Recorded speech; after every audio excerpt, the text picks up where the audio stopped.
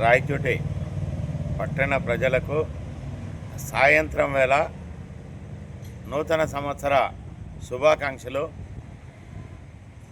ఎందుకు సాయంత్రం చెప్తానంటే, అన్నమయ్య జిల్లా రద్దై నిన్నటి నుంచే ఈ రాయచోటి నుంచి అన్నమయ్య జిల్లాను మదనపల్లికి తరలించకపోయిన నేపథ్యంలో ఉదయం జరుపుకునే పరిస్థితి కానీ చెప్పుకునే స్థితి లేనందువల్ల సాయంత్రం ఈరోజు మీకు అందరికీ శుభాకాంక్షలు తెలియజేస్తున్నాను.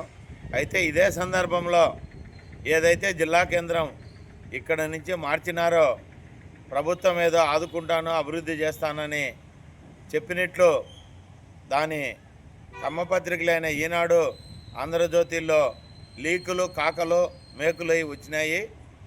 ఆ అభివృద్ధి కథ దేవుడెరుగు.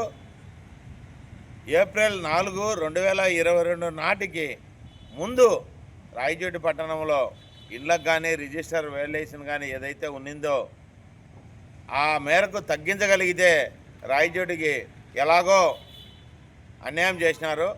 ఆ మేరకు రాయచోటి పట్టణ ప్రజలకు పన్నుల రూపంలో రాయితీనో సహకారమో చేసినట్లు అవుతుంది. ఎందుకు ఈ మాట అనవలసి వస్తుందంటే, జిల్లా కేంద్రం పేరుతో జిల్లా అయింది కాబట్టని 4/4/2022 ముందున్న దాన్ని విపరీతంగా రిజిస్ట్రేషన్ ఛార్జీలు పెంచినారు. ఆ క్రమంలో ఇంటి పన్ను కూడా పెరిగింది. ఇంటి పన్ను, రిజిస్ట్రేషన్ ఛార్జీలు రెండు మరోసారి కూడా పెంచడం జరిగింది. దాంతోపాటుగా ఎన్నికలకు ముందు సూపర్ స్పెషాలిటీ అనే పేరుతో మున్సిపాలిటీకి మరోసారి పెరిగింది. ఈ విధంగా అత్యధికంగా పన్నులు పెరిగినాయి. ఈరోజు జిల్లా కేంద్రం మదనపల్లెకి మారింది కాబట్టి రేపు నెల నుంచి ఈ ప్రాంతంలో నివసించే ఉద్యోగులకు అందరికీ టీఏడిఏలో కోత పడుతుంది, వాళ్ళ హెచ్ఆర్ఏలో కోత పడుతుంది. వాళ్ళ హెచ్ఆర్ఏ తగ్గించేస్తారు కాబట్టి రూమ్ రెంట్లు తగ్గే పరిస్థితి ఉంది.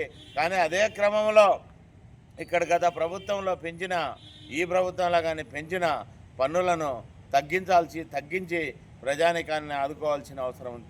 ఏమి కుచ్చుల కిరీటాలు ఏంటంటే చెప్పనేటని మీరేం చేయకూడనేటి చెప్పినట్టు చేయాల్సిన పని లేదు. ఇప్పుడు వస్తా ఉండేటి ఏ విధంగా అయితే జిల్లా కేంద్రాన్ని తరలించకపోయినారో, జిల్లా కేంద్రం కాకముందు ఏ రకమైన పన్నుల విధానం ఉందో అదే పన్నుల విధానాన్ని ఈరోజు ప్రభుత్వం తీసుకురావాలని చెప్పి ఇదే విషయాన్ని సోమవారం కలెక్టర్కు గ్రీవెన్సీల ద్వారా రాష్ట్ర ప్రభుత్వానికి విజ్ఞప్తి చేయదలుచుకున్నాము. పట్టణ ప్రజలు కూడా దీని మీద రాయచోటి తహసీల్దార్ కార్యాలయంలో మొత్తం ప్రజానికం పన్నులను తగ్గించాలని చెప్పి, రిజిస్ట్రేషన్ ఛార్జీలను తగ్గించాలని చెప్పి అడగాల్సిన అవసరం ఉంది. అడగందే అమ్మాయినా పెట్టదు, బంతికాడు కూర్చున్నా లేపేసే పరిస్థితి నేడు ఈ కాలంలో జరుగుతూ ఉంది.